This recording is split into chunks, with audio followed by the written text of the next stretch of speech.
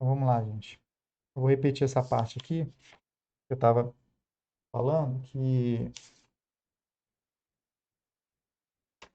é uma revisãozinha, né, do que a gente viu nas aulas passadas. Então, bem, inicialmente a gente, lá com a teoria de conjunto, né, com o axioma do par, a gente construiu o que seria, né, a noção de par ordenado, que é construído, né, é construído com a estrutura de conjuntos, né? A gente usa conjunto para construir par ordenados. A gente reúne esses pares num, né, bem, aqui seriam com coordenadas no certo conjunto A e aqui no certo conjunto B, né, que aí a gente reunindo esses pares, a gente forma um cartesiano, tá? E aí, tendo o cartesiano entre dois conjuntos, a gente... Vou parar aqui só para ver se está gravando mesmo. Está gravando. A gente pega um subconjunto, né, desse cartesiano, e qualquer subconjunto do cartesiano é chamado de relação. É uma relação. E aí, bem, um elemento, né, para denotar que um elemento está numa relação, a gente também escreve assim, ó, A está relacionado com B. Segundo, né, uma relação. Então, uma relação é uma seleção, né, de pares ordenados. Tá? Então, né, de alguma forma você destaca pares ordenados do cartesiano e cria uma relação. E o que é que tem de especial nessa seleção, né, de pares? Então, o que tem de especial são alguns adjetivos que a gente dá para uma relação, que é quando essa escolha, né, de pares satisfaz certas propriedades. Tá? E aí a gente tem algumas relações especiais. Tá? Uma delas é o seguinte, né, uma relação, uma primeira fase é quando esse B é igual a A. Tá? É uma relação de A para A. Então, a gente tem A cartesiano A, e a gente toma um subconjunto né, do A cartesiano A. Então, é um conjunto de pares com coordenadas no mesmo conjunto. Tá? E aí a gente diz que os elementos de A estão se relacionando, né, de que um elemento de A está relacionado com B e ambos, né, isso aqui são elementos de A. É por isso que a gente chama de relação em A. E aí, quando o B é igual a A, que a gente tem uma relação em A gente viu que tem alguns adjetivos lá, né, que é ser reflexiva, né? Reflexiva, simétrica e transitiva, né? Simétrica e tal. E tem a antissimetria também, né? Simétrica. E viu que é, a, essas propriedades, uma relação num conjunto pode ter essas quatro, né? Aliás, são quatro adjetivos para uma relação. Então, quando ela é reflexiva, simétrica e transitiva, a gente estudou que é a relação de ordem. Quando ela for reflexiva, antissimétrica e transitiva, reflexiva, simétrica e transitiva, isso aqui é equivalência. Desculpa aí. Reflexiva, antissimétrica e transitiva, que é a ordem. Então, aí a gente viu esses dois tipos de equivalência, né? Relação de equivalência. Esses dois tipos de relações, que foi o conteúdo das últimas aulas. Então, hoje a gente vai voltar aqui para um caso que não necessariamente, né, exige que esse B seja igual a A. A gente vai estudar agora uma relação entre dois conjuntos quaisquer. Tá? E aí, nesse caso, a gente vai estar trabalhando aqui com uma relação R, né, contida num conjunto AB qualquer. Tá bom? Então, que é o que a gente chama de funções. O que são as funções? Tá? Então, a definição de função, né? Função. Vou estar arrastando o móvel aqui. Então, a definição de função é o quê? Ó? É uma relação, né? Então, uma função, eu vou estar chamando, a gente pode chamar de f, né? Para f de função, não vou chamar a relação mais de R, não, vou chamar de f. Tá? Então, uma função é um subconjunto de um cartesiano, de A cartesiano B. Isso é uma função. Tá? E quais são as propriedades de função? Bem, a função Para ser função, então, se a gente pega um subconjunto qualquer de uma cartesiano B, então f é função quando acontece o quê, ó? Quando aí eu vou estar denotando aqui, ó, eu vou usar aqui uma notação, por exemplo, o cartesiano, aqui tem o A, né? A gente tem o conjunto A e tem o conjunto B aqui, ó, tá? Eu vou estar resgatando a ideia básica de função e quero fazer um link entre isso aqui e o que é agora que eu estou dizendo para vocês que funções são conjunto de pares ordenados. O que a gente vinha, né, fazendo antes, e a gente né, aprende, né, antes da universidade, é que função ela é composta por dois conjuntos e uma certa lei, né, uma F aqui, ó, que a cada elemento de A, né, para cada elemento de A, associa, né, está associado, né, aliás, cada elemento está associado e está associado a um único elemento B de B. Tá? Então, aqui pode ter repetição aqui, né? 2, esse aqui está para cá, para esse B, esse aqui vem para outro elemento. Vou chamar aqui de 1, 2, 3, 4, 5. Aqui B, B, C, e aqui eu vou chamar de D, por exemplo, isso aqui, ó, né? Então, isso aqui é uma típica função desse conjunto A, tá? Nesse conjunto B. Então, uma função ela precisa que é o que a gente chama de um domínio, né? De um contradomínio, tá? E de uma lei que associa cada elemento de A a um único elemento de B, tá? E, e por que matematicamente? Bem, isso aqui não está nada de errado, não, tá? No fundo, a gente vai caminhar dessa definição formal aqui de função para uma coisa mais simples e intuitiva, tá? Porque, de fato, uma função ela precisa de três ingredientes. Ela precisa de um domínio, que seria esse conjunto A aqui, né? Que é esse cartesiano, né? Esse cartesiano ele contém dois ingredientes, né? Então, esse aqui é o domínio da função. Domínio. Esse cara aqui é o contradomínio. Contradomínio. Então, esse cartesiano é o que está fazendo o papel de dado esse A, de certa forma, do lado esquerdo e esse B do lado direito. Tá? Então, o formalismo matemático desse desenho, dessa estrutura, é um cartesiano. Então, o A ele vai representar, ele vai dar uma ideia de esquerda, né? De esquerda, e o B de direita. Tá? Esquerda e direita. Como é que a gente faz isso? A gente registra esquerda significa a primeira coordenada do cartesiano, né? O conjunto das primeiras coordenadas e aqui o conjunto das segundas coordenadas. Tá? Essa lei, essa associação aqui, gente, é exatamente tomar esses pares ordenados nesse cartesiano. Tá? Então, essas setinhas aqui, ó, de certa forma, essa seta aqui, ó, que pega o 1 e leva no B, a gente registra ela assim, ó, é 1B. Tá? Isso aqui é 1B. Então, essa F aqui, ó, né, matematicamente, nesse nosso formalismo, é como se ela fosse o seguinte, ela nada mais é do que um conjunto de pares ordenado de A cartesiano B. Tá? Que pegou o 1B, pegou o 2B, ó, né? Então, essa coisa os pares ordenados do cartesiano é como se fossem a associação, tá? Então, a gente tem 2B, aqui a gente tem 3C, ó, 3C, 4D e o 5D também, ó. Tá? Né?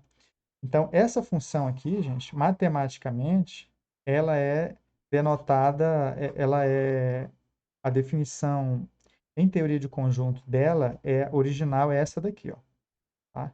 Que é um subconjunto do cartesiano, tá? E como é que a gente sai daqui e chega na definição formal, né? Então, como é que uma estrutura dessa vai ter uma notação de conjunto, chega numa coisa desse tipo? E de todo mundo aqui, ó, tem que sair uma seta, né? Então, ou seja, né, de todo elemento de A sai uma seta, está associado. Esse é o primeiro critério, né? Primeiro, né? Todo elemento de A, todo elemento, né? Elemento de A está associado, né?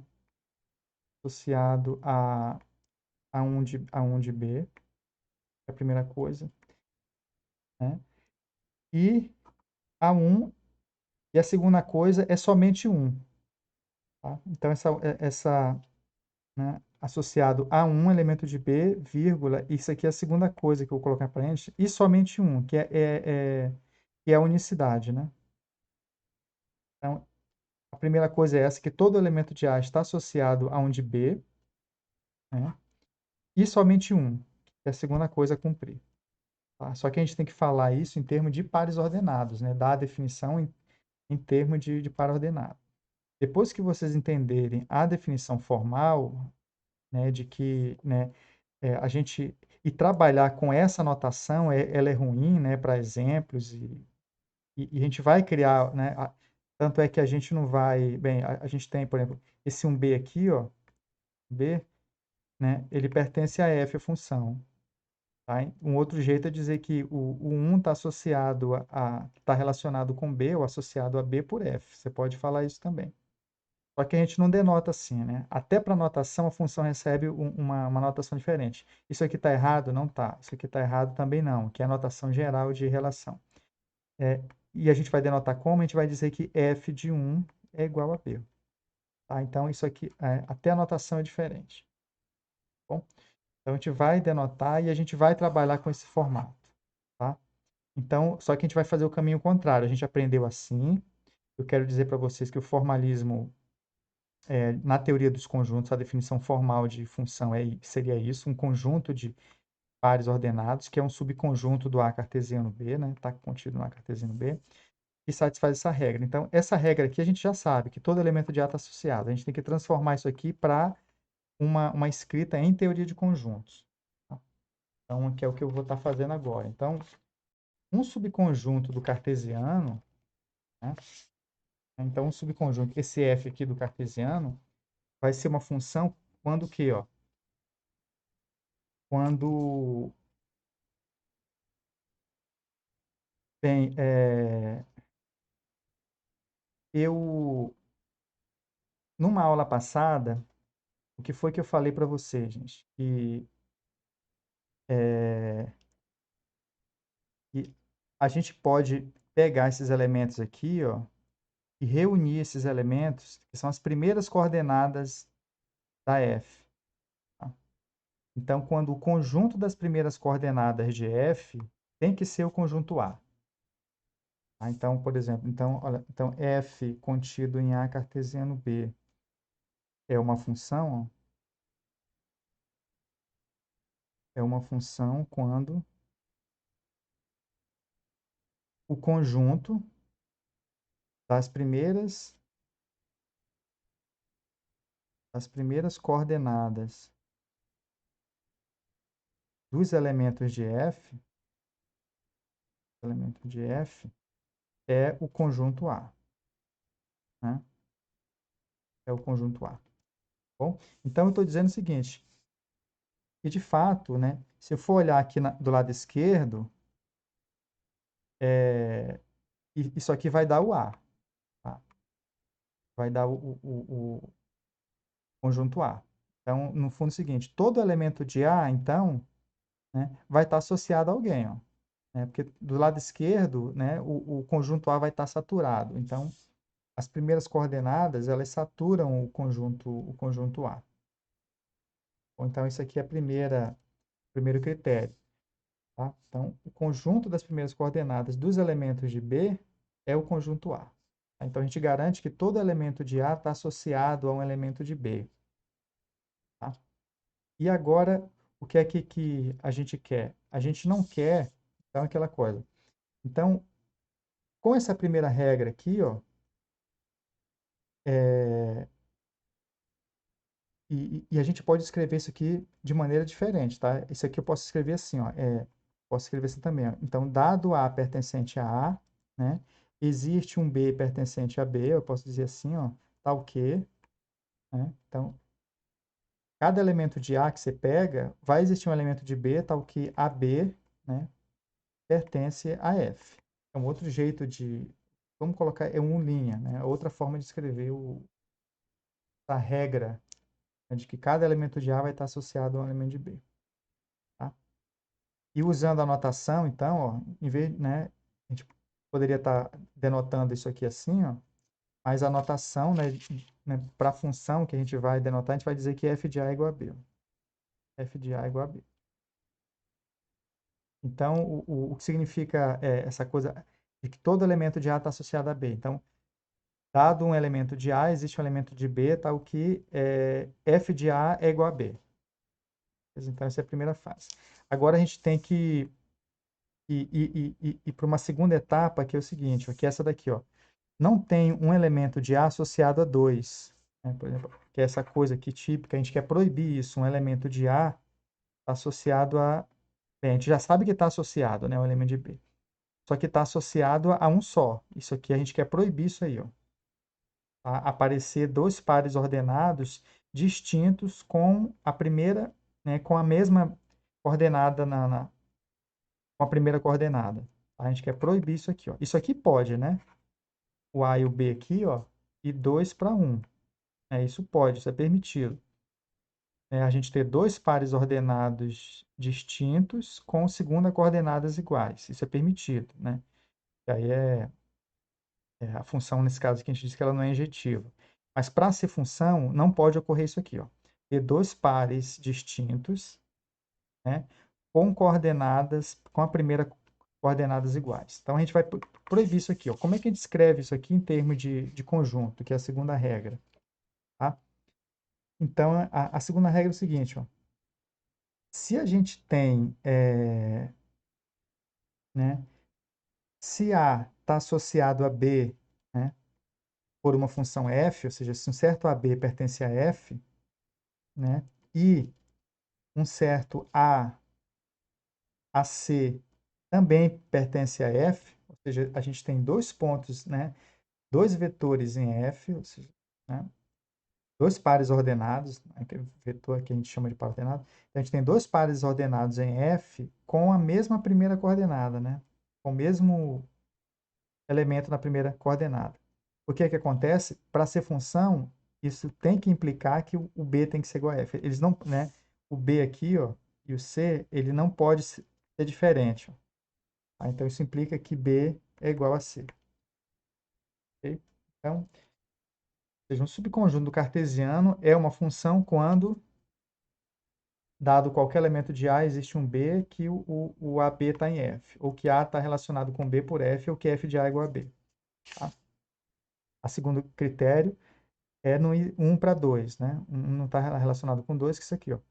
Se tem dois elementos em F com a mesma primeira coordenada, a segunda coordenada, as segundas coordenadas são iguais. Tá? Então, esse camarada é igual a esse.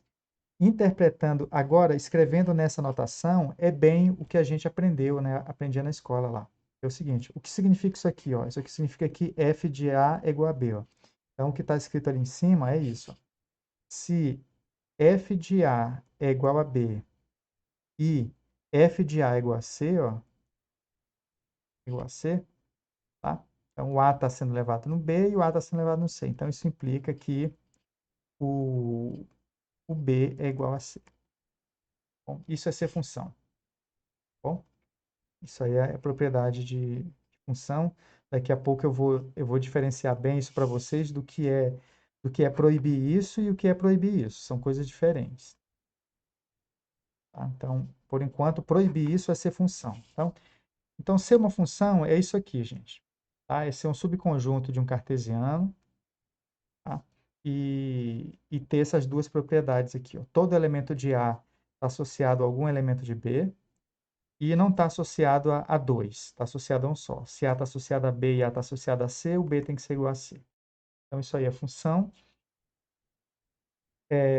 Como eu já havia dito para vocês, a gente não vai trabalhar com essa notação de função. Tá? Sempre que possível, a gente vai trabalhar exatamente com essa notação aqui, que é uma notação mais adequada. Tá? E o que eu digo para vocês é que, de fato, aqui a gente tem três ingredientes. Tá? Então, no geral, né, o que a gente acaba resumindo do que é uma função é a função é uma entidade matemática formada por três ingredientes. Tá? Um conjunto, que é chamado de domínio, um outro conjunto, que é chamado de contradomínio, tá? E esse subconjunto que a gente toma desse cartesiano, no fundo, o que é que ele faz? Ele seleciona alguns elementos do cartesiano. E essa seleção, ela é sempre feita através de alguma regra que vai escolher esses pontos, né, satisfazendo isso aqui, ó. E aí a gente chama isso aqui de lei, tá? Esse subconjunto aqui, ó, é a lei, tá? Né? A lei que vai fazer a seleção desses pares ordenados, bem? A gente acaba dizendo isso, né, para você ter uma função bem estruturada, tá? Mas, no geral, a definição formal e rápida de função, o que é uma função? Função, ela é um conjunto de pares ordenados de um cartesiano que satisfaz duas propriedades, tá? É isso, é a forma direta. Ou seja, uma função é um conjunto, tá? Então, as pessoas até se assustam com isso, né? Uma função, ela é um conjunto, tá? Tá aqui, ó, é um conjunto de pares ordenados que satisfaz duas propriedades ali para poder ser chamada de função. E também é uma relação, tá? Ela é uma relação porque ser subconjunto do cartesiano já é ser uma relação. Então, é uma relação com as suas propriedades lá específicas para poder ser chamada de função. Tá? Então, vamos ao nosso dicionário, né, sobre funções. Então, realmente, o cartesiano, gente, a gente vai denotar o cartesiano colocando um conjunto do lado esquerdo. É assim que a gente denota a função, tá? Coloca um conjunto do lado direito, tá? Né, nomeia o do lado esquerdo por A, o do lado esquerdo por B. Coloca uma seta daqui para cá, né, para dizer que é a esquerda. Na verdade, nem precisa muito essa seta, é corriqueiro a gente colocar essa seta aqui. Dá o nome da função aqui, a letra que você vai usar para representar a função, vou chamar de f, porque, né, porque de repente eu tenho outra função aqui, ó, de um conjunto x para um conjunto y, a gente chama de g, por exemplo. Eu vou chamar até g com a letra minúsculazinha aqui, ó, tá? Então, por exemplo, esse elemento que é o a aqui, ó, ele vai ser levado aqui esse aqui é o f de a, né? Que é, vocês lembram, né, que a notação, que esse aqui é o b, né? É o b. Esse b aqui, ó, que seria o f de a, que exatamente dizer que f de a é igual a b é dizer que esse par ordenado pertence à função quando a gente olha para ela como conjunto. Aí a gente acaba usando essa notação aqui. Nesse caso aqui, ó, tem um x aqui e um y aqui. Então a gente coloca uma setinha para dizer que esse par ordenado pertence a G e esse yzinho, na verdade, ele é o G de x. A gente pode denotar assim. E assim a gente vai trabalhando, em vez de a gente troca, né? A gente não trabalha olhando G como sendo um subconjunto de x cartesiano y, que é a definição formal, né, de função. A gente usa essa letra aqui para representar aí essa associação usando essas figuras aqui, ó, tipo de diagramação aí da função. Bom, e aí eu vou estar representando uma função aqui, ó. Aqui estão as setinhas, aqui tem uma coisa para cá, tá? E aqui tem uma coisa para cá também, bem? Então, alguns adjetivos que a gente tem de função é o seguinte, a gente já viu que isso aqui é o domínio da função, né? E aqui pode sobrar elementos, né? Que não necessariamente um elemento aqui do conjunto B, ele está recebendo uma seta de A, né? Ele é segunda coordenada de algum elemento da função. Então, os que são, que aí eu vou estar destacando eles aqui, ó. Então, esses camaradinhos aqui, ó. A gente chama que é o conjunto imagem, né? Que é a imagem de F. O que é a imagem de F? É o conjunto das segundas coordenadas da função. Tá? Né? Então, quando a gente olha como um par ordenado, tá? Esse conjunto aqui, ó, conjunto das segundas coordenadas, né? Esses camaradinhos aqui, a gente reúne isso aqui, né? e olha, né, para todas as segundas coordenadas de F. É assim que a gente fala. Isso aí vai ser o quê? É o que a gente chama de imagem. Tá? No nosso desenhinho, são todos os pontos que estão recebendo setas, chegando seta neles. Tá? Então, a imagem da função, aqui é a definição, né? O que é a imagem de uma função f? Tá? A função f é o conjunto, né? É o conjunto das segunda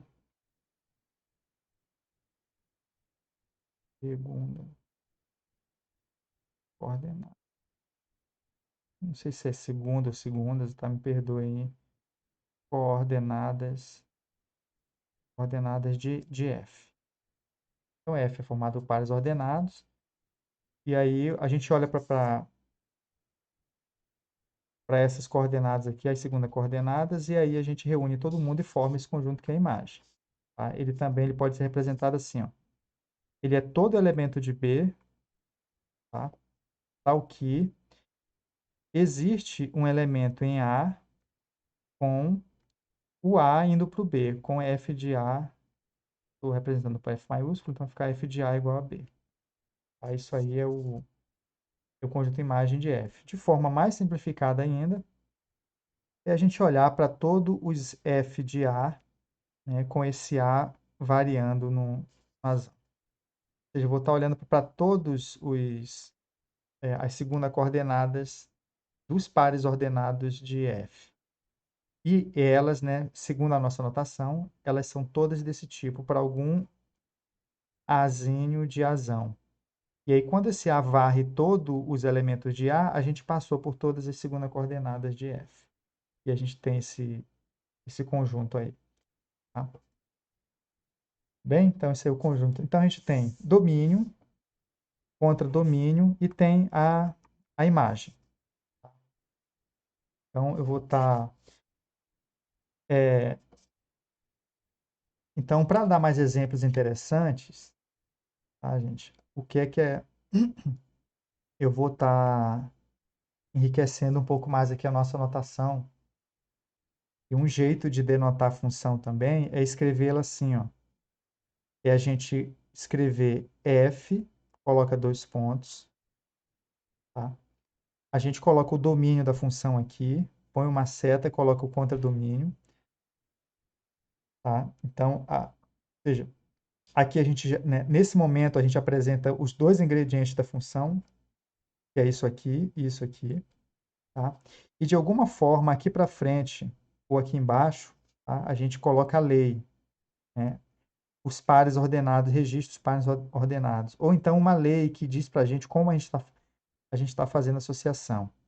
Como é que a gente está pegando um azinho e, a gente, nesse caso aqui, ó, de associar elemento de A à imagem dele por F em B, a gente coloca uma seta com tracinho assim, ó, e denota aqui o F de A. E isso aqui, gente, é uma lei, tá? É a lei de como a gente vai fazer associação. De alguma forma, a gente tem que dizer como a gente vai formar esses pares. Tá? A gente tem que dar um jeito de explicitar essa associação aqui. Ó, tá? Num caso finito, né, eu vou estar dando esse exemplo aqui para vocês. Como é que a gente denotaria esse exemplo aqui nessa minha anotação que eu estou denotando para vocês. Tá? Para esse caso aqui, talvez essa de conjunto é até melhor. Tá? Né? Aí essa função ela tem essa notação, a gente pode registrar essa função, né, na folha do papel usando essa simbologia e tem esse outro símbolo também. Ó.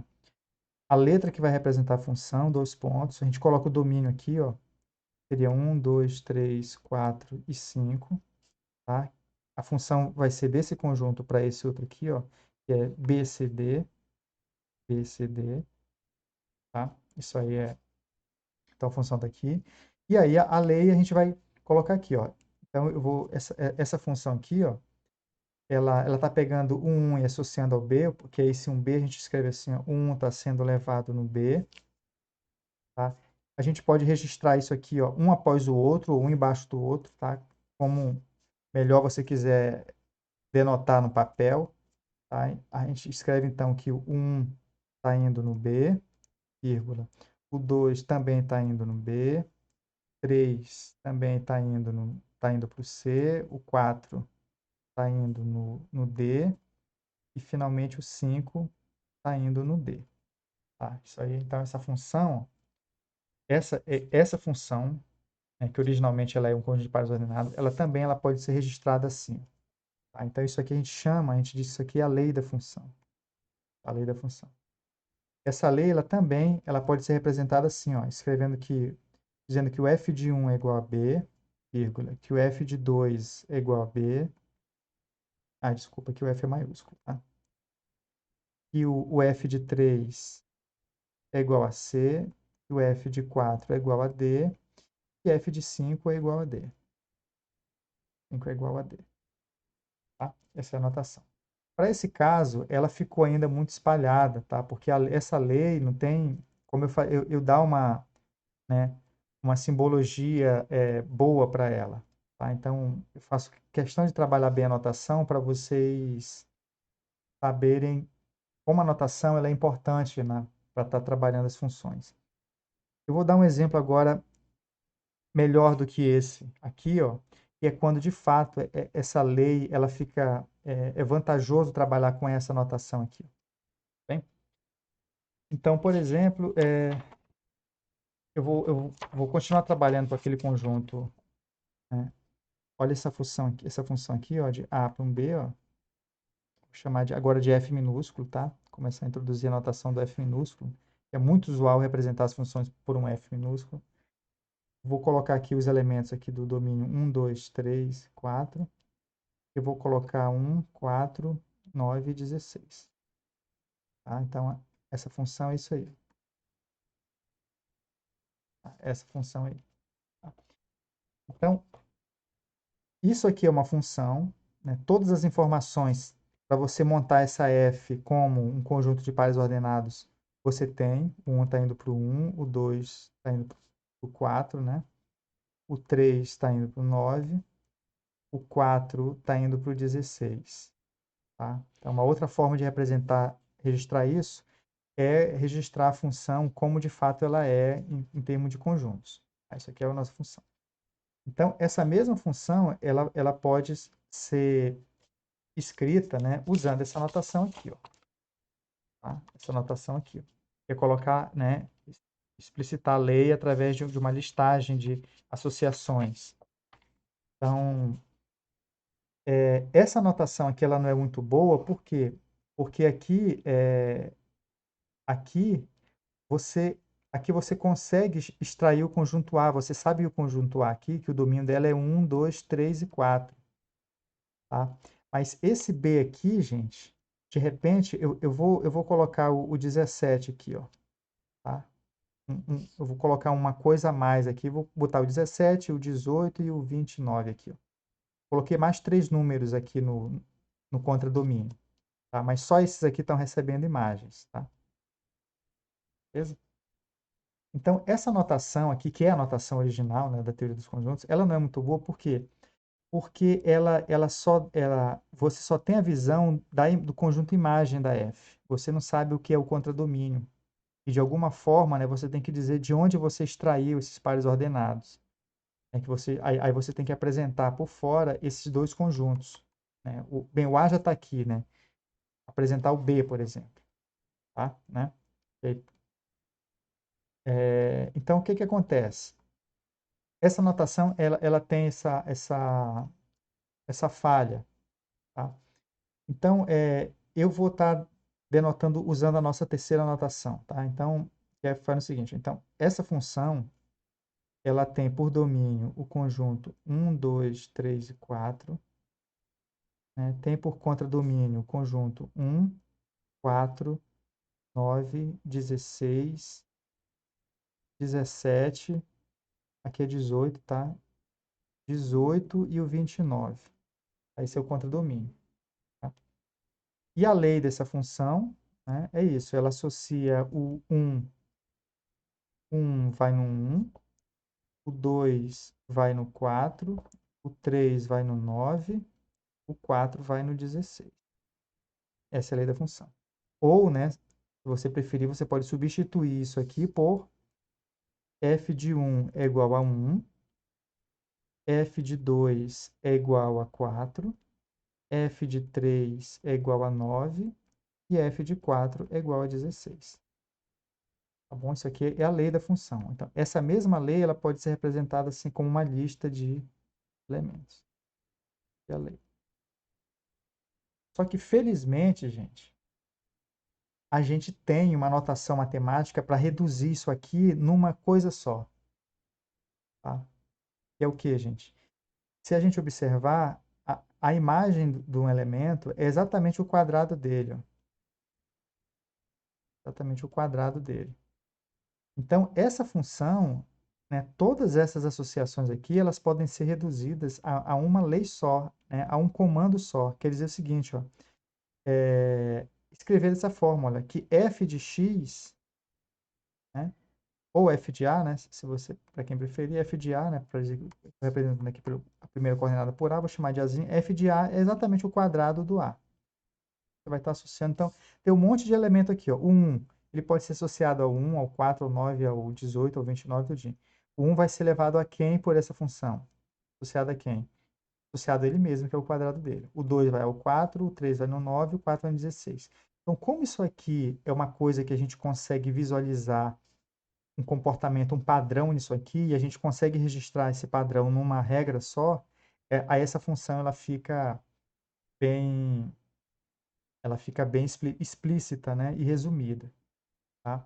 E mais ainda, gente, de repente esse conjunto A, ó, poderia ser os naturais aqui, ó, né, ser um conjunto bem maior, né? Na verdade, não só maior, né?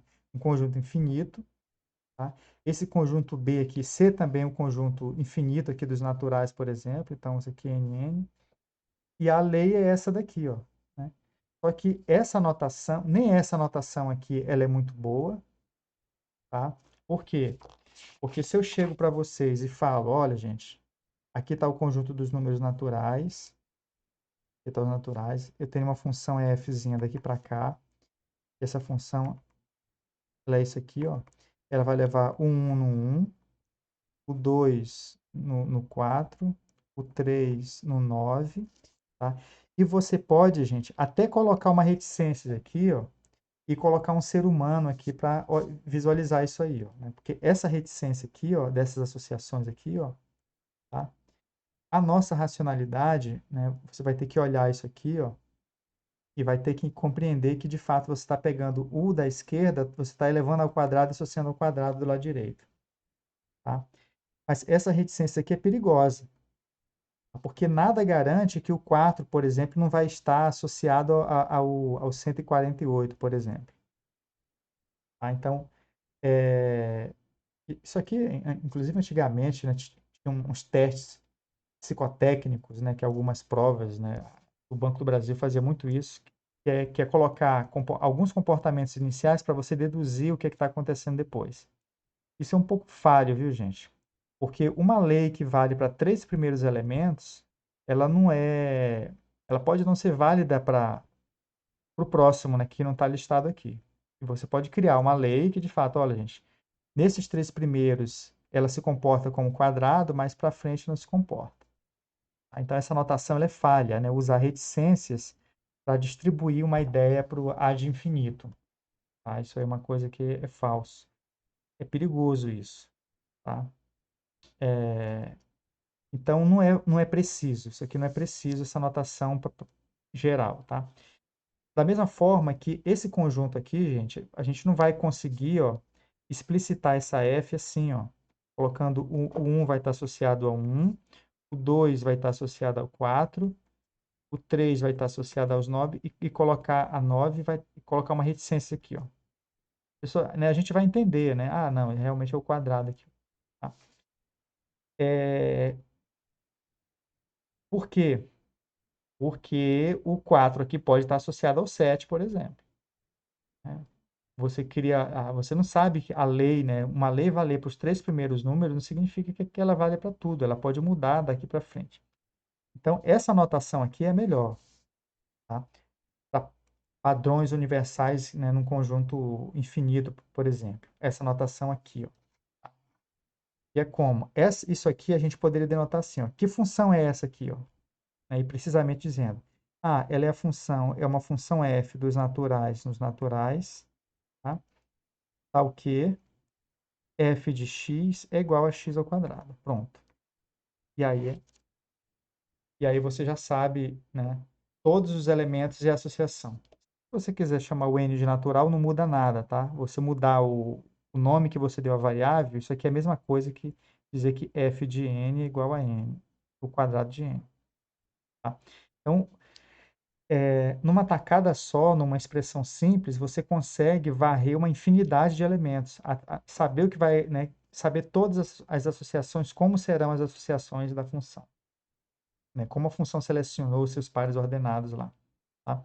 Então, essa notação aqui a gente vai usar muito, e é a notação que aparece mais nos livros, nos artigos científicos, é essa notação aqui. Tá? Até porque no artigo você não vai ficar escrevendo desenhos, né, você tem que economizar espaço e nem vai estar apresentando funções aqui. Isso aqui é só nesse momento do curso que eu estou apresentando funções para vocês como um conjunto, tá? Nosso ambiente de trabalho e notação, né, serão registrados dessa forma aqui. Bom, então, isso aí.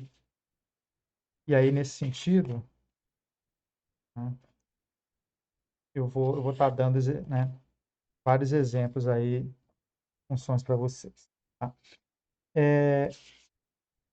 Como eu falei dos naturais aqui, né? Conjuntos numéricos, gente, eles têm uma vantagem porque a gente consegue representar as funções, né, as funções no plano, né? A gente consegue visualizar o plano cartesiano, a gente tem uma representação tipográfica para os cartesianos de números, porque a gente consegue representar os números reais, né, com duas retas perpendiculares no plano do papel e tal. E aí, aqui tá o R cartesiano R, tá? Bem, e o que seria fazer um desenho aqui, ó, né? Bem, gente, é aquela coisa, ó, isso aqui, o R cartesiano R, é o nosso universo, o plano, né, que a gente, qualquer coisa que você extraia daqui, desse plano, vai ser uma relação. A gente já viu uma relação. Agora, né, por exemplo, né, eu chego aqui, ó, e eu faço um risco aqui, ó. Faço um risco aqui. Pronto. Ou seja, eu selecionei esse subconjunto do plano, que é os pontos que estão em vermelho aí, ó. Isso aí é uma relação. Será que essa relação é uma função? Né? Como é que a gente sabe que né, eu pego isso aqui, ó, né? Isso aqui é uma função? Esse conjunto de pares ordenados aqui, isso aí é uma função? Então, o que é legal de trabalhar com números é porque a gente pode olhar a função, né, que as pessoas chamam de gráfico. Isso aqui é a própria função, tá? Porque a função é um conjunto de pares ordenados. E aí eu quero dizer para vocês que né, isso aqui é a própria relação. Ó. Isso aqui é uma relação R. Eu vou chamar esse conjunto de pares ordenados aqui, ó, de uma relação, vou chamar de S, uma relação S. Isso aqui de uma relação T. Tá? Né? Dois subconjuntos do R cartesiano R. E aí, ou seja, figuras do plano, o que eu quero passar para vocês é como olhar uma figura do plano e dizer um subconjunto qualquer do plano, né? Eu posso até pegar um quadrado aqui, ó. Isso aqui é uma relação também, tá? Quadradozinho aqui, ó. Isso é uma relação né, em R. Não sei se é de equivalência, se é de ordem, se é uma função. Tem que verificar essas coisas aí. Então, quando se trata de números reais ou natural, como é que a gente sabe que a gente está diante de né, olhar para o desenho e estar diante de uma função? Então, eu vou estar fazendo isso com vocês agora aqui, ó, que é a gente verificar aquelas duas propriedades do função, né? Que é todo elemento do domínio está associado ao elemento do contradomínio e não está associado a mais de um. Tá? Então, exemplo. Aqui os reais, aqui os reais. Esse ambiente todo aqui é o R cartesiano R. Tá? Eu vou pegar essa reta paralela aqui. Eu vou escolher aqui o ponto aqui, o 1, né? Segunda coordenada 1. Eu vou escolher esse subconjunto do plano aqui, ó. Uma reta. Isso é o gráfico de uma função? é o gráfico de uma função. Aí eu tenho que colocar 3 pontinhos aqui, ó, né? Essa reta vai embora. Isso aqui é uma função, tá? Isso aqui, gente, isso aqui é... E aí, olha, isso aqui não é... Isso aqui é uma representação gráfica de uma função, tá? No papel, tá? É uma representação gráfica. E a gente chama de o gráfico da função. Isso é uma coisa puramente tipográfica, né? É puramente que tem a ver com a caneta e tem a ver com o papel. Né? Então, é uma visualização geométrica, né? Nossa, seres humanos que te registram no papel para visualizar isso. Mas no cartesiano, esse desenho aqui, ó, a gente já está olhando para a própria função, tá? A própria função, porque isso aqui já são os pares ordenados que a gente está extraindo do plano cartesiano. Tá? Então a gente já olha, então essa função, isso aqui é o desenho de uma função. Né? Porque as pessoas acham que tem uma diferença entre o gráfico da função, de uma função f, e a f. Não, o gráfico da função é exatamente a função. Tá? O gráfico da função é a função. Agora, é chamado de gráfico, que é porque a gente desenha, é o desenho disso, é o desenho da f. Bom, então eu estou pegando os pares ordenados e estou olhando para eles aqui, ó. Né? Como a f é um conjunto de pares ordenados, isso aqui é a própria f, esse desenho vermelho aí, ó. Então, essa nossa f, esse desenho aqui também, ele dá para a gente uma função. Você sabe o domínio, sabe o contradomínio, sabe tudo dessa função através desse desenho aí, ó, que é o que a gente chama de gráfico, né? Que a gente pode chamar também de desenho. Né? Esse gráfico, gente, daí você consegue extrair todos os ingredientes da função. O domínio é a reta toda, ó, né? Essa f está definida de R em R. Né?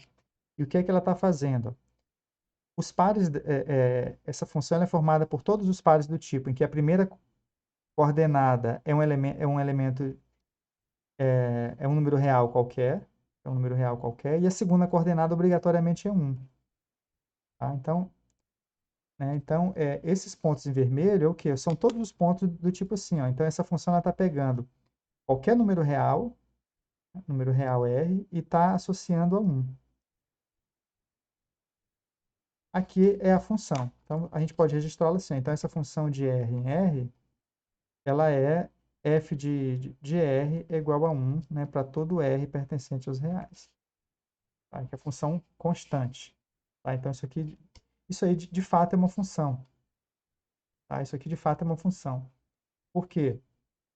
Porque todo elemento, todo número real está associado a alguém, né? Porque tem o par ordenado R1 pertence à função. Tá? E o que acontece? O que seria um número real está associado a mais de um elemento, um número real. Ou seja, a gente teria que ter um ponto aqui, ó, aqui para cima. Tá? E aí ele teria esse mesmo R que estaria associado a 1. Então, é como se eu estivesse dizendo que o par R1 pertence à nossa função. E se tivesse né, uma outra bolinha pintada aqui em cima, no fundo eu estou dizendo que, olha, tem um outro ponto, cuja primeira coordenada é R também, e a segunda coordenada é uma outra coisa, eu vou chamar de 2. Tá? Então, esse ponto aqui seria o R2 pertencendo a F também. Tá? E aí, isso aqui não seria uma função. Então, esse desenho aqui, ó, de uma reta horizontal com um pontinho aqui em cima, esse subconjunto do plano não é uma função. Tá? Por quê? Porque quando eu olho esse ponto e esse outro aqui que está embaixo dele, ó, esses dois pontos, esse e esse aqui, eles têm a mesma primeira coordenada, que eu vou chamar de A, né? Esse ponto tem a primeira coordenada que é A, e a segunda coordenada é esse camaradinho aqui, ó. Eu vou dar um nome para ele aí, ó. Digamos que seja o 1 mesmo. E esse elemento aqui, digamos que seja aqui, por exemplo, o 1,6. Então, isso aqui não, esse subconjunto em vermelho aí não é uma função. Tá? É uma relação. Ou seja, a gente escolheu alguns pontos do plano R cartesiano R, mas não é uma função porque existe um elemento do domínio, que é esse A aqui, que está associado a mais de um elemento no contradomínio, que é o que significa essas duas bolinhas na verticais, uma sobre a outra. Tá? Então, aqui o A 1 pertence a f e o a 1,6 pertence a f. Tá? Então, f não é função. Né? Portanto, f não é função. Tá? Então, é por isso, gente, que uma regra básica para você fazer um desenho no plano, no papel, isso ser função, é o seguinte: você não pode selecionar um ponto sobre o outro. Tá? Porque quando você seleciona um ponto sobre o outro, você está dizendo que um ponto do domínio, um elemento do domínio, ele pertence a dois pares distintos da relação, né? Com primeira coordenadas iguais. É como se esse A ele tivesse associado, né, a dois elementos distintos, a 1 e a 1,6, ou qualquer outra coisa, né? A um x e a um y. Essas coisas são diferentes e deixa de ser função. Então, para você fazer um desenho no plano, tá?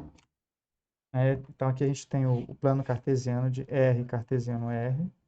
Para eu fazer um desenho aqui e isso ser candidato a uma função, eu não posso escolher, né, eu não posso escolher um elemento sobre o outro. Por exemplo, isso aqui é candidato a ser uma função. Tá? Ele não associa 2 para 1. Então, se eu faço isso aqui, ó, deixou de ser função. Né? Por quê? Porque eu selecionei, ó, olha só, eu selecionei pontos que estão sobre o outro. Né? Tem um ponto sobre o outro. E no fundo, o que é que a gente faz? Você tem que selecionar uma figura e quando a gente traça retas verticais, essas retas verticais não podem intersectar a tua figura em mais de um ponto. Tá? Se isso acontecer, o teu desenho não é uma função. Então, isso aqui não é função, tá? Não é função. Por causa desse fenômeno aqui, ó. Você escolheu um ponto sobre o outro. E quando a gente não escolhe, a gente satisfaz esse critério de não escolher um ponto sobre o outro, quando é que a gente está diante de uma função? Bem, se você decretou que o domínio é, o real, é todo o número real, é o conjunto dos reais, você tem que escolher uma coisa, escolher um subconjunto do plano, ó, não escolhi não tem um ponto sobre o outro nessa minha seleção, mas você não pode, o gráfico não pode parar, porque se ele para aqui, você está dizendo o seguinte, ó, tem elementos, né, aqui para frente que não foram associados para cá. E como a folha do papel ela é finita, você nunca vai conseguir fazer um desenho finito, né? É infinito. Então, realmente aqui, ó, a forma de dizer isso é fazer um desenho e botar umas reticências aqui, ó. Dizer que, olha, é finito, mas a tendência é isso aqui se expandir e eu não tenho interesse em pegar um sobre o outro, porque isso aí é uma função. Então, eu vou fazer aqui o desenho aqui da nossa famosa o x quadrado, né? Os reais aqui, os reais, ó. A nossa parábola aqui, ó, que ela é assim, ela segue, né? Aqui pareceu até que ela curvou assim, eu tô, né, com um ponto sobre o outro. Ela é mais aberta, ela não pode ter não pode passar essa sensação de que isso aí vai deixar de ser função. Vou deixar ela mais aberta assim. Beleza? Como é que eu estou associando? Eu estou pegando um x aqui, ó, né, uma coordenada x, eu estou dizendo que a coordenada y dele é o x quadrado. E a f de r em r, aqui pega um x e leva no x quadrado. É a nossa função. Bom, então, pelo desenho, a gente visualiza que isso aí é uma função. Tá? Então, se você chega, né, é, é, faz, é, por exemplo, pega uma reta aqui assim, ó, né, e faz reticências nela, isso aí é o gráfico de uma função. É uma função, né? Eu traço retas verticais, não intersecta esse objeto em dois pontos, em mais de um ponto. Tá? E outra coisa, todo elemento do domínio está associado a um elemento do contradomínio. Assim vai. Os reais aqui. Bom, então isso é a parte visual e gráfica, né? Então, se eu chego aqui, ó, e faço assim, ó, isso não é função, tá? Por quê, ó? Porque esse ponto do domínio, por exemplo, ele está associado a 3, ó, né? Ele está associado a esse cara aqui, está associado a esse aqui e está associado a esse outro aqui, ó. Ele foi associado, né, a 3 pontos distintos do contra-domínio. Então, isso aqui é uma relação que não é função. Tá bom? Então, fica registrado aí. Essa coisa de, bem, se eu traço uma reta vertical aqui, ó, e não intersecta o gráfico em mais de um ponto, a gente está diante da função. Tá? E agora eu quero aproveitar a deixa. E quando a gente traça retas horizontais e não intersecta o gráfico em mais de um ponto, a gente diz que a função é injetiva. Tá? Eu quero falar agora de injetividade com vocês. Injetividade. E a função ela é injetiva, né? Então, agora, uma função ela é injetiva quando ela proíbe isso aqui, ó, né? Dois elementos do domínio, né, estarem indo para o mesmo elemento no contradomínio.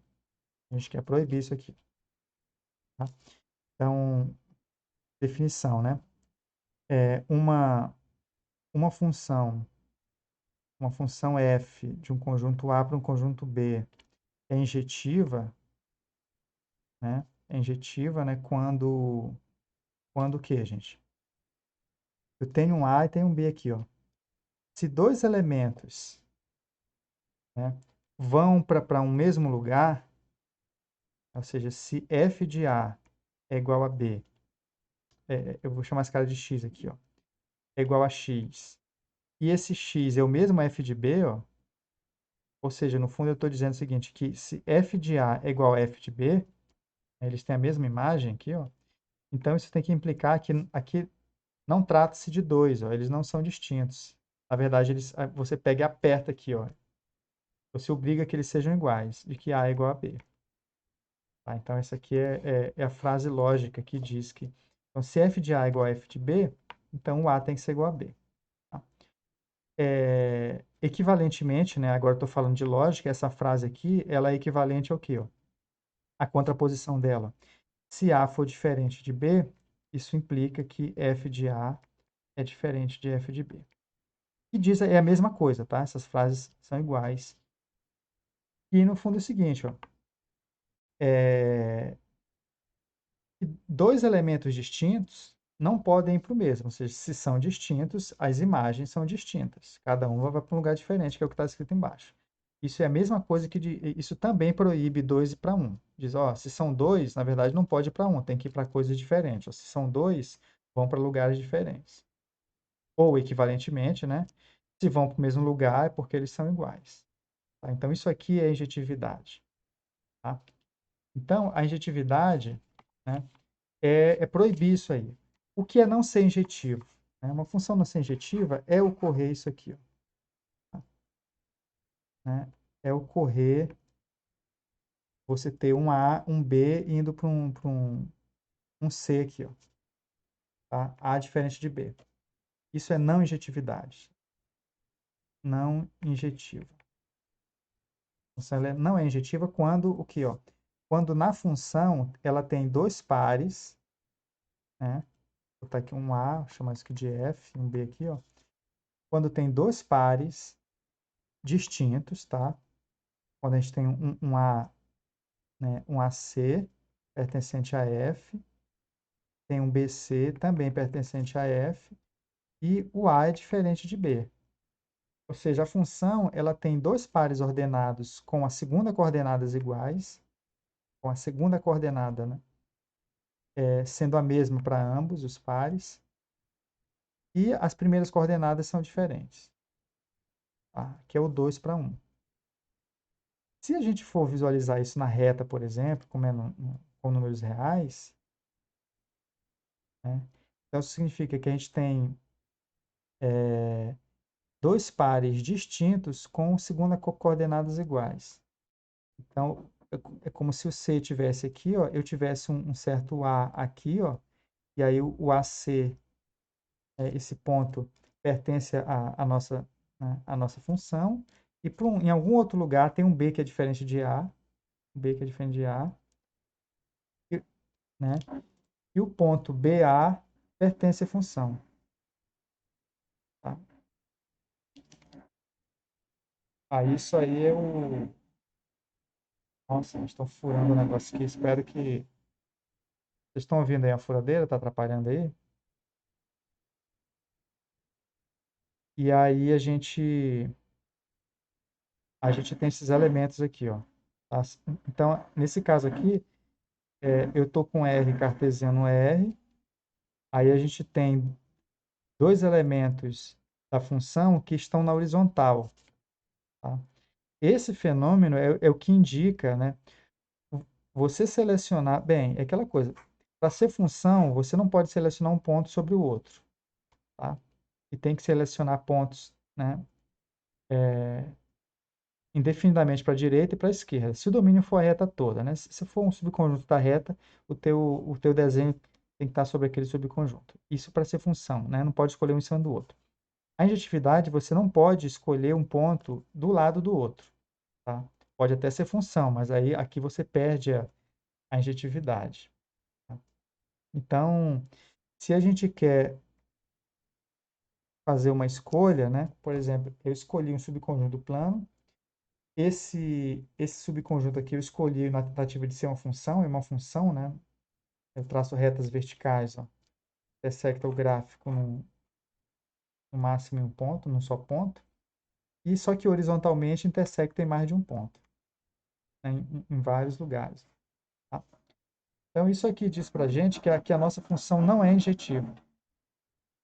Tá? Então, aqui a gente não tem injetividade. É, Isso é função ser e não ser injetiva, tá? Então, agora eu vou estar passando para vocês o que é a função. Então, um outro adjetivo, né, sobre funções que é ser e não ser sobrejetora, tá? Função ser e não ser sobrejetora. Então, a gente teria aqui, ó, então, eu vou pegar aqui uma função f de um conjunto A para um conjunto B, que tem um domínio da f. Então, a função ela é sobrejetora quando o quê? Bem, para ser função de cada ponto de A tem que sair uma seta, tem que sair seta daqui. Aí a gente tem os elementos de B aqui. Tá? A função é sobrejetora quando as setas que saem de A cobrem, né, se sobrepõem sobre todos os elementos de B. Então fica todo mundo preenchido aqui. Ó. A gente preenche o B todo. Tá? Aqui eu vou precisar de mais elemento em A para cobrir esse camaradinho aqui. Pode ter 2 para 1, tá? Aqui, ó, eu vou colocar 2 para 1. O importante é não sobrar ninguém aqui. Ó. Tá? Isso aqui, isso aqui. Tá? Então, isso aqui a gente teria essa função sobrejetora. Por quê? Porque o contradomínio dela, que é que é o conjunto B, ele coincide com a imagem, né, com o conjunto imagem de A, como é da F. Então, o nosso barulho aqui está tenso aqui, viu? Então, vamos aqui. Aí a gente... E como a gente registra isso, né, na notação matemática? Né? Então, a gente registra isso assim, ó. Então, definição de sobrejetora. Sobrejetora. Tá? Então, uma F de um conjunto A para um conjunto B, ela é né, sobrejetora quando, né, dos pontos. Tem várias formas de dizer isso. Uma forma de dizer é quando o conjunto imagem da F, né, que é o conjunto das segundas coordenadas de F, é exatamente o contradomínio. Né? Essa é a forma mais prática de dizer isso. Tá? Então, ou seja, todo elemento de B, ele é a imagem de alguém de A. Né? Né?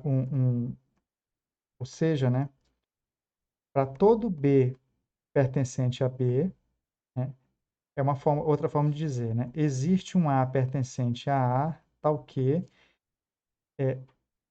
seja, você pega um elemento qualquer em B, vai ter um elemento em A, né? Eu pego um B qualquer aqui em B, vai ter um elemento em A. Estou dizendo que vai ter, não precisa ser único, não, né? Se o B fosse isso aqui, ó, tem que ter pelo menos um. Vai ter um elemento em A, que a imagem desse elemento de A é o B. Eu não estou me referindo à unicidade, pode ter mais, mas a existência é garantida. Para todo elemento de B, existe um elemento de A tal que f de A é igual a B. Tá? Essa é, né, uma forma de dizer, expressar aí a sobrejetividade. Então, não sobra ninguém aqui em B, aqui, ó, tá? Então, isso aqui é um exemplo, né, de função sobrejetora, já dei em termos de figura. O que seria uma função não sobrejetora? Então, eu vou dar um exemplo aqui de uma função que não é sobrejetora. Então, vou pegar aqui, ó, por exemplo, eu vou pegar f de R em R, né? Eu vou pegar, eu vou pegar o, eu vou pegar x, ó, eu vou pegar um x e vou associar o quadrado dele, tá? Então, o que que a gente está fazendo? A gente está pegando o número e associando ao quadrado dele, tá? Então, quando a gente pega um x e eleva ele ao quadrado, gente, né, esse quadrado aqui ele vai ser sempre maior ou igual do que zero, porque é um quadrado, tá? No pior das hipóteses, isso aqui vai ser zero, né? Então, por exemplo, ó, então esse conjunto aqui das imagens, que é a imagem de f, a imagem dessa função, ó, só vai pegar, né, os b's pertencentes aos reais, né, exatamente os números reais que são maiores ou iguais que zero, que são os elementos do tipo x quadrado, tá? Então, a imagem não vai dar esse conjunto todo aqui, ó, que é os reais. Então, vai ficar um, uns pontos de fora que são os reais negativos. Então, essa função não é sobrejetora. Ok? Por outro lado, ó, se eu pego uma f de R em R, tá? E coloco que o f de x é igual a 2x, aí sim essa função ela é sobrejetora. Tá? Porque se eu pego o x e vou olhando para o dobro dos números reais, pego um número real e olho para o dobro dele, qualquer número real que você escolher aqui, ó, né, ele vai ser imagem de alguém por essa f. Exemplo, e vai ser imagem de quem, ó? Se você pega o número real R qualquer, que número real, né, que outro número aqui no domínio, através dessa função aqui, ó, vai ser levado esse elemento aqui, ó, tá? É o R sobre 2, ó, né? Quando você pega R sobre 2, né, e aplica F, né, que é dobrar, né, multiplicar isso por 2, isso chega no R que você escolheu. Então, dado qualquer elemento aqui, ó, você consegue criar um elemento aqui no domínio, e quando você aplica f nesse elemento, dá o número lá que você escolheu. Tá? Porque a f dobra, né? Então, se você dobra isso aqui, vai dar o r aqui. Então, eu escolhi lá o número π. Tá? Então, escolhi π. Será que tem alguém no domínio aqui que chega no π por essa função f? Tem, é o π sobre 2. O π sobre 2 ele é elevado no π por essa função f, porque duas vezes isso aqui dá o π. Tá? Então, essa função ela é sobrejetora. Tá? E aí, finalmente, a gente tem uma, uma definição que é a função abjetora, né? Então, a ideia de objeção é a seguinte, ó, é, eu vou aliar a injeção com a sobrejeção, a função injetora com a função sobrejetora, para vocês verem o que é que dá. Então, pensem comigo aqui, gente. Uma função injetora, ela proíbe 2 ir para 1. Tá? Ela proíbe isso aqui. Isso aqui não acontece para uma função injetora. Ela proíbe isso, proíbe isso. Então, quando uma função ela é injetora, a visualização dela é isso aqui, gente, que é o que a gente chama que é injetar um conjunto no outro. Injetar para a gente é tipo criar uma cópia ali dentro. Aqui, ó. Tá? Eu tô pegando esse domínio aqui, ó, e estou injetando aqui, ó. E pode, né? Pode sobrar elementos aqui, ó. Então, uma injeção, isso aqui é o típico desenho de uma injeção. Aí você pegar isso aqui e injetar lá dentro. Aí você pega o conjunto A, né, e cria meio que uma cópia, né, de A dentro de B com a mesma quantidade de elementos, né? Então, quando a função ela é injetora, há tantos elementos no domínio quanto na imagem. 1, 2, 3, 4. Aqui, 1, 2, 3, 4. Tá? Mas pode estar sobrando gente aqui, ó. Essa função ela é injetora, mas não é sobrejetora. Quando você cobra as duas coisas de uma função, que ela seja injetora, então, ou seja, você cria uma cópia lá dentro, você injeta e não sobra ninguém. Você quer eliminar essa galera aqui, ó. Tá? Injetora mais função ser sobre. O desenho que é o que a gente chama de bijetora, né? A função bijetora é quando ela é injetora e sobrejetora. E aí o desenho típico de uma bijeção, tá? Uma F, a gente escreve aqui, ó, bijetora, é o que? É isso aqui, ó. Né? Um monte de traço, assim como fosse um zip, é um para um, né? Cada elemento daqui com um de lá, um de lá com um de cá, e assim vai. Objeção é isso aí. Ok? Aí você injeta ali. Esse é o desenho típico de uma. Não precisa nem colocar seta, né? Porque como o conjunto da esquerda já está do lado esquerdo, da direita está do lado direito, a gente já sabe que tem seta nesses risquinhos aí, tá? Então a objeção ela é isso. Ela coloca, ela pareia os elementos de um conjunto com os elementos do outro. Igual um zíper, né? O zíper ele pega assim, e faz isso assim, ó, né? Ele vai juntando aqui, ó, pareando, tá?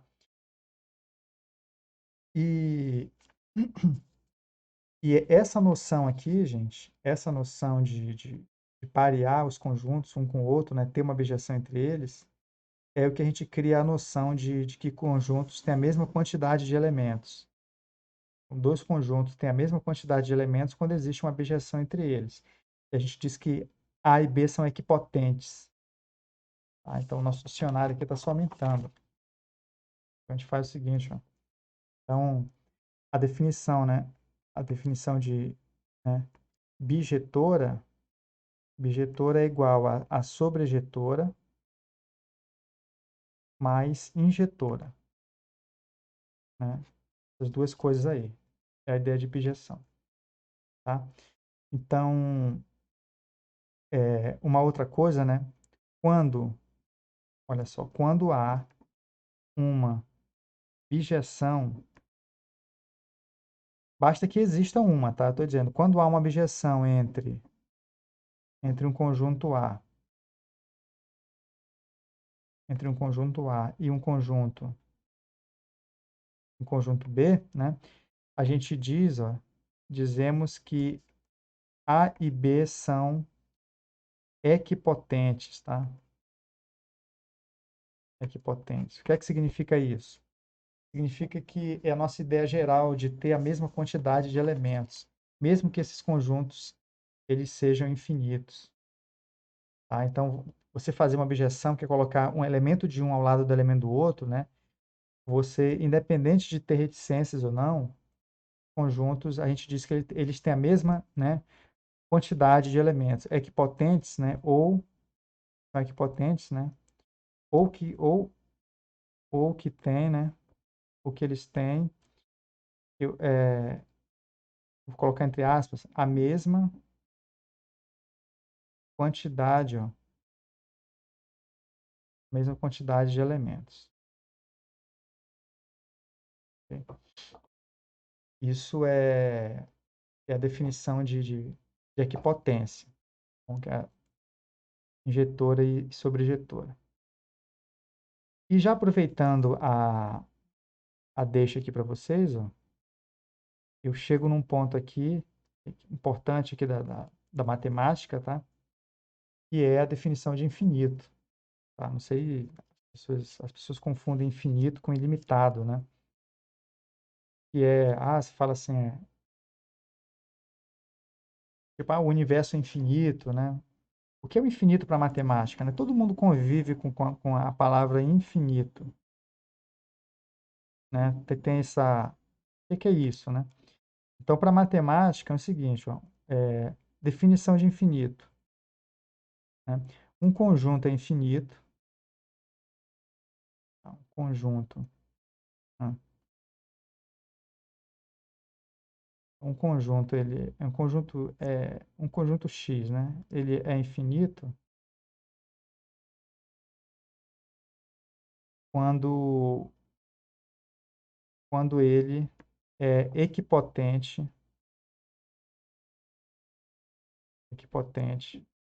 tá? A um subconjunto, subconjunto próprio dele,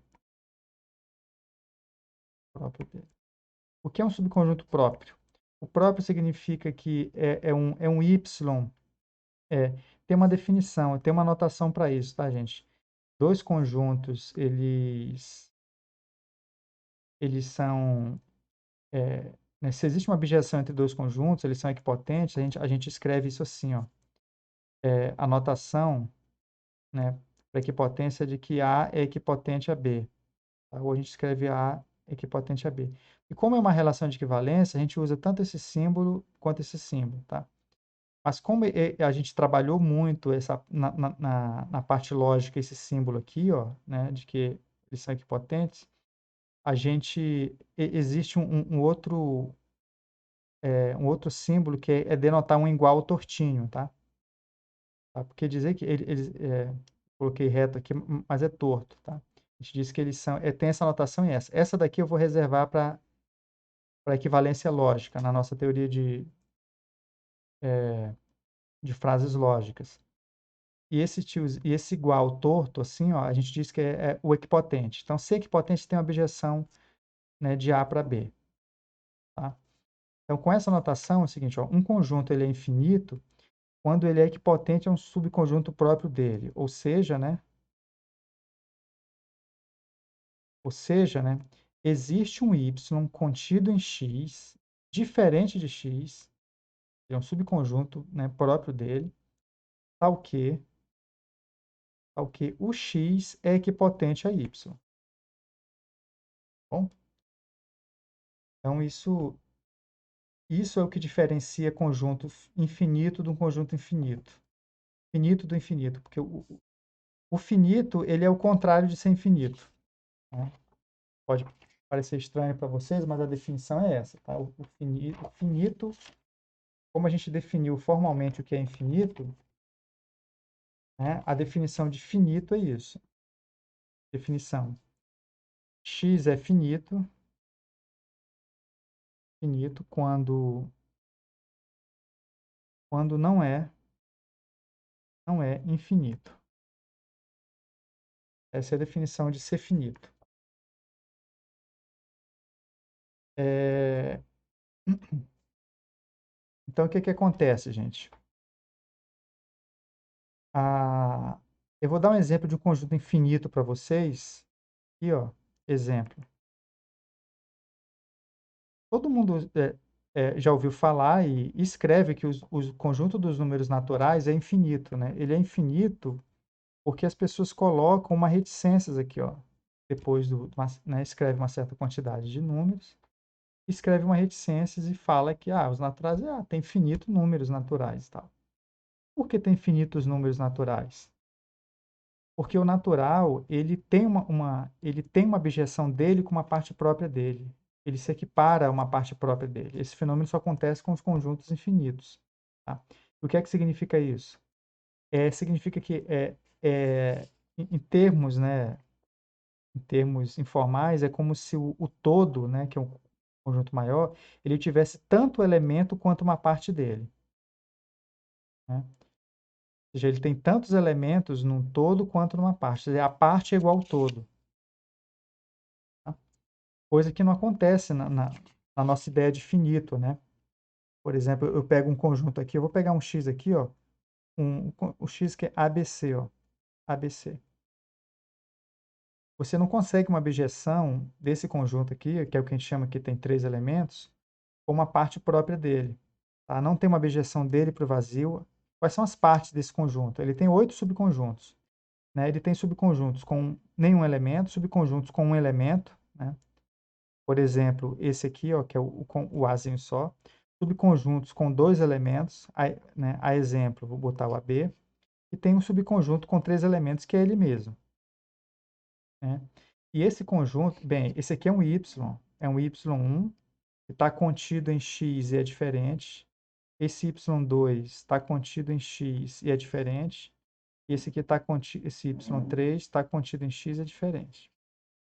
Que são os subconjuntos próprios de...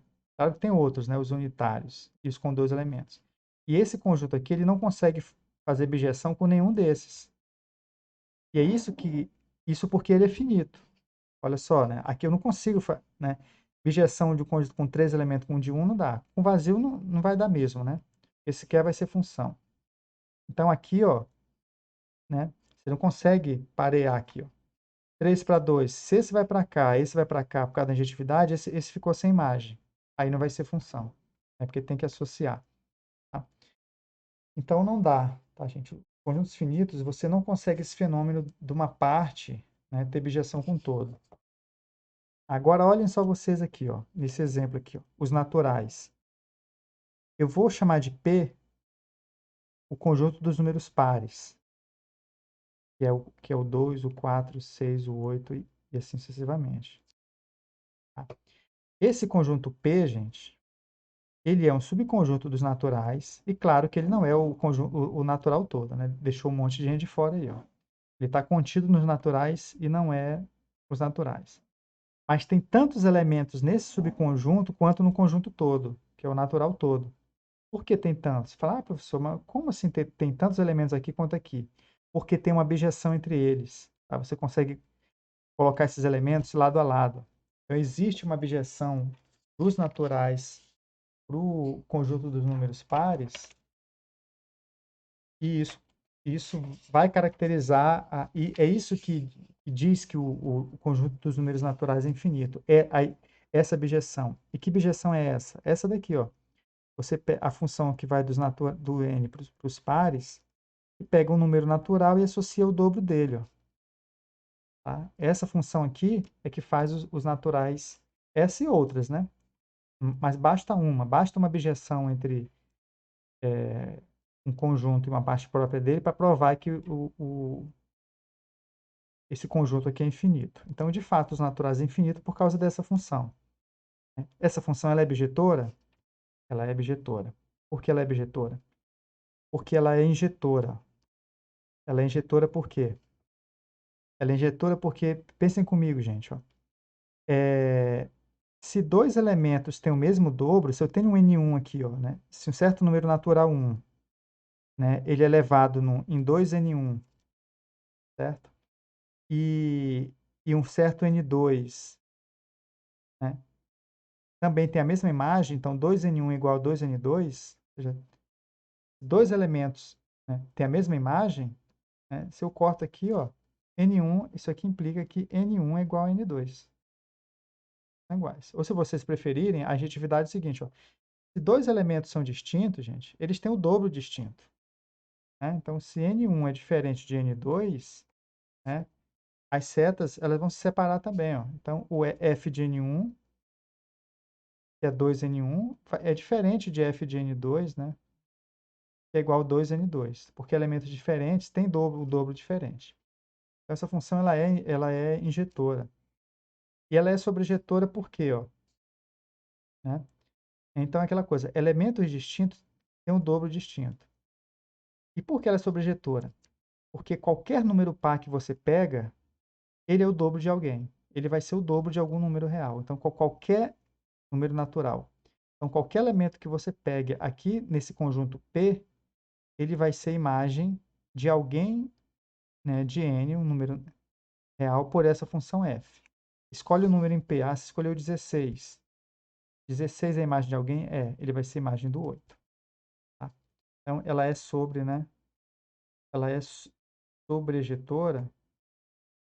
Ela é sobrejetora, pois 2n né, que é um número par, né, é sempre imagem, não, vou escrever aqui, pois 2n pertencente a P, que é o número par, é sempre imagem de n. Então, se eu pego o número par, esse número par é imagem desse número natural, né, pela função f. E aí, prova que os naturais é infinito. o conjunto dos números naturais infinitos. E aí o desafio, né, um desafio para vocês aí, ó, desafio, tá? Desafio, né? Prove que os inteiros, os racionais e os reais são conjuntos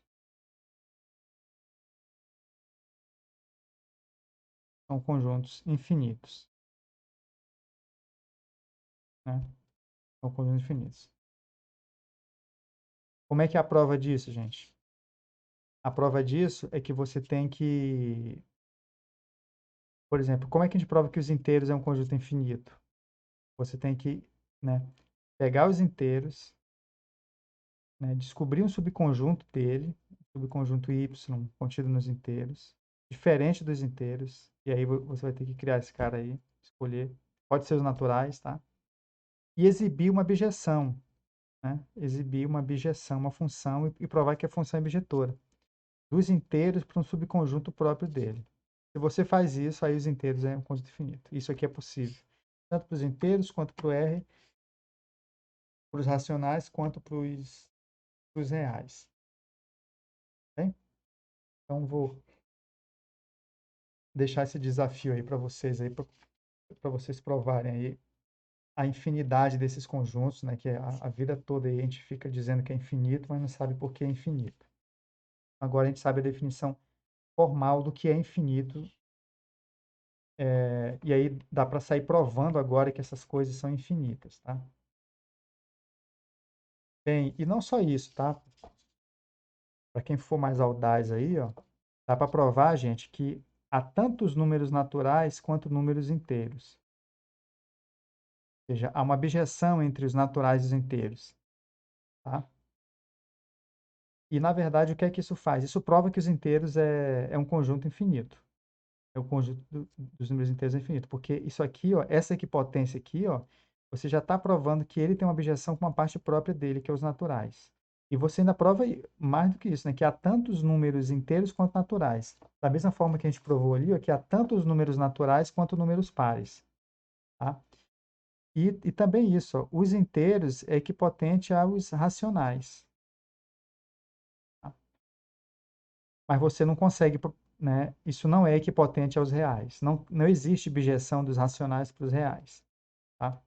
O que dá para provar, por exemplo, é o seguinte, ó, é que há tantos números reais quanto pontos no plano. Ou seja, há tanto pontos na reta quanto no plano. Ou seja, uma reta ela tem tantos elementos quanto o plano. Isso aqui é uma coisa fenomenal, né? Você consegue uma bijeção da reta para o plano. Tá bom? E tem muitas outras coisas aqui, gente, e que a gente vai, tá? Eu posso estar postando uns vídeos assim isolados para vocês só resolvendo esses problemas no futuro, mas eu deixo como um desafio aí para né, para vocês tentarem, tá? Tá? Desafio. Beleza? Então, pensem aí. Então, então, hoje a gente viu a definição de função, de injeção, sobrejeção, bijeção, tá? Temos alguns exemplos. Se alguém tiver alguma questão aí, gente, pode estar perguntando aí, tá? Porque que eu vou estar esclarecendo a dúvidas de vocês. Se alguém tiver alguma dúvida, falar, tá, gente? Que aí eu esclareço aqui para vocês. Então, bem, como o próximo conteúdo ele é